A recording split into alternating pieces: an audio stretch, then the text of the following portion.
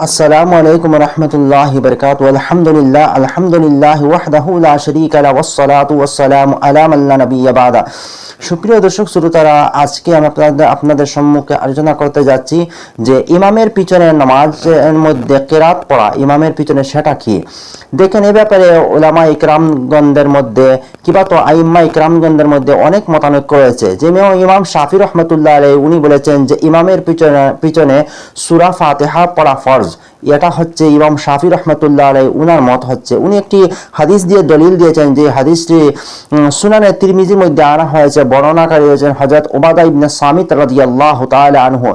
এই হাদিসের মধ্যে উল্লেখ করা হয়েছে আল্লাহ রাসূল সাল্লাল্লাহু আলাইহি সাল্লাম একবার ফজরের নামাজ পড়াইতেছিলেন। তখন হুজুর সাল্লাল্লাহু আলাইহি সাল্লাম নামাজ পড়ানোর অবস্থায় একটু কষ্ট অনুভব করলেন। নামাজ শেষে আল্লাহ রসুল বললেন, কি তোমরা আমার পিছনে কিরাত পড়তেছ?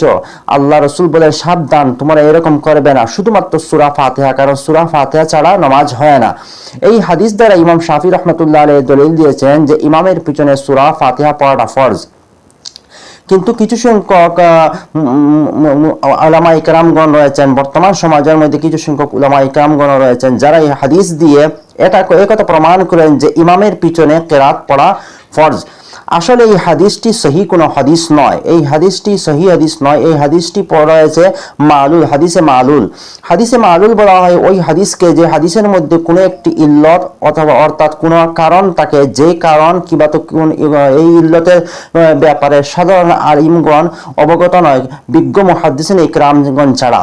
হাদিসে মালুলের হুকুম যেটা হচ্ছে সেটা হচ্ছে যখন সেই হাদিসের ইল্লত অথবা কারণ প্রকাশ হয়ে যায় বিজ্ঞ মুহাদ্দিসিন ইকরামগণদের কাছে, যখন এই হাদিসটি হাদিসে জয়ীফ অর্থাৎ দুর্বল হাদিসের হুকুম হয়ে যায়। আর আমি আগেই বলেছি যে দুর্বল হাদিস অর্থাৎ হাদিসে জয়ীফের হুকুম হচ্ছে যে এই হাদিসগুলো দিয়ে মাসাইল কিংবা তো আকাইদ বয়ান করা যায় না, শুধুমাত্র ফাজাইল বয়ান করা যায়।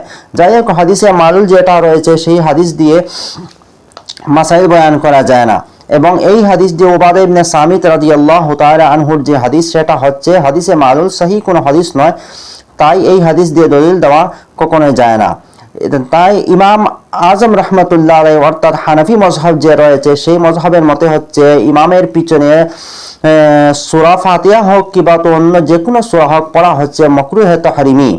সেটা প্রকাশ্য সুরে যেগুলো নামাজের মধ্যে তিলাওয়াত করা হয় কিংবা তো আস্তে সুরে তিলাওয়াত করা, যে কোনো নামাজের মধ্যে ইমাম আজম অর্থাৎ হানাফি মযহাবের মত হচ্ছে মাকরুহে তাহরিমি ইমামের পিছনে কিরাত পড়া।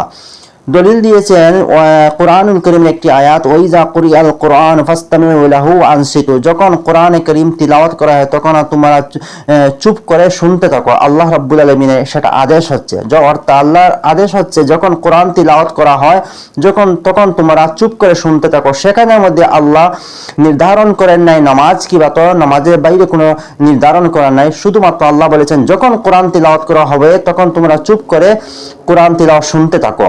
এই আয়াত দ্বারা বোঝা যায় যে ইমামের পিছনে কিরাত পড়া যাবে না। তদ্রূপভাবে আরেকটি হাদিস যেটা সহিহ মুসলিমের মধ্যে আনা হয়েছে, হযরত আবু মুসা আল আশআরী রাদিয়াল্লাহু তাআলা আনহু এবং হযরত আবু হুরায়রা রাদিয়াল্লাহু তাআলা আনহু, এই দুইজন সাহাবী থেকে বর্ণিত হাদিসটি। এই হাদিসের মধ্যে উল্লেখ করা হচ্ছে আল্লাহ রাসূল সাল্লাল্লাহু আলাইহি সাল্লাম বলেছেন, ওয়া ইজা ক্বারা ফানসিতু, যখন কোরআন তিলাওয়াত করা হবে তখন তোমরা চুপ থাকো। এই হাদিসের মধ্যে আল্লাহ রাসূল বলেছেন, অর্থাৎ যখন তিলাওয়াত করা হবে তখন তোমরা চুপ করে শুনতে থাকো। তদ্রূপভাবে আরেকটি হাদিস যেটা ইবনে মাজাহ হাদিসের কিতাবের মধ্যে আনা হয়েছে, বর্ণনাকারী হয়েছেন হযরত জাবির রাদিয়াল্লাহু তাআলা আনহু। আল্লাহ রাসূল সাল্লাল্লাহু আলাইহি সাল্লাম সেই হাদিসের মধ্যে বলেছেন, মান কানা লাহু ইমামুন ফাকিরাতুল ইমামি লাহু কিরাতুন। আল্লাহ রাসূল বলেছেন, তোমাদের মধ্যে যে ইমাম হবে সেই ইমামের কিরাত মুক্তাদিমের কিরাত হবে। এই হাদিস দ্বারা বোঝা যায় যে ইমামের পিছনে কিরাত পড়া যাবে না, কারণ আল্লাহ রাসূল বলেছেন ইমামের কিরাত তার পিছনে অর্থাৎ মুক্তাদিগণের কিরাত হয়ে যাবে। এই সমস্ত হাদিস দ্বারা বোঝা যায় যে ইমামের পিছনে কিরাত পড়া যাবে না। এবং হানাফি মযহাবের মত হচ্ছে যে ইমামের পিছনে কিরাত পড়া মাকরুহে তাহরিমি। ইমাম মালিক এবং ইমাম আহমদ রহমতুল্লাহ আলাইহি উনারা বলেছেন যে ইমামের পিছনে সূরা ফাতিহা পড়া ওনারা শুধুমাত্র মাকরুহ বলেছেন। কিন্তু তারা আবার বলেছেন যে নামাজের মধ্যে ইমাম সাহেব আস্তে করে তিলাওয়াত করেন, সেটার মধ্যে উনাদের মত হচ্ছে যে মুস্তাহাব। আবার উনারা বলেছেন যে সেটার মধ্যে ইমাম সূরা ফাতিহা পড়া মুস্তাহাব, যেগুলো নামাজের মধ্যে ইমাম সাহাবগণ আস্তে করে তিলাওয়াত করতে থাকেন, এবং এটা ইমাম মুহাম্মদ রহমতুল্লাহ আলাইহির মত হচ্ছে। কিন্তু হানাফি মযহব তথা ইমাম আজম রহমতুল্লাহ আলাইহির মত হচ্ছে যে ইমামের পিছনে যে সূরা ফাতিহা কিংবা তো অন্য যে কোনো সূরা পড়া সেটা হচ্ছে মাকরুহে তাহরিমি।